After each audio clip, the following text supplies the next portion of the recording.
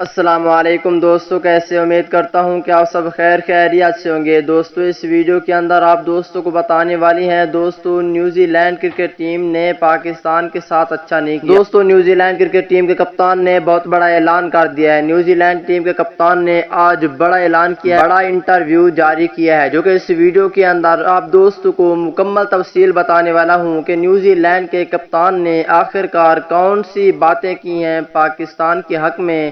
دوستو پاکستان ٹیم کے سچے اور پکے فینز ہیں تو اس ویڈیو کو لائک کریں، چینل کو سبسکرائب کریں، بیل آئیکن دبا کر آل پر لازمی کلک کر دینا ہے۔ تو دوستو بڑھتے ہیں ویڈیو کی جانب اور آپ دوستوں کو بتاتے ہیں اس حوالے سے مکمل تفصیل۔ دوستو جیسا کہ آپ کو معلوم ہے کہ نیوزی لینڈ کرکٹ ٹیم نے پاکستان کے ساتھ بہت بڑا دھوکہ کیا ہے۔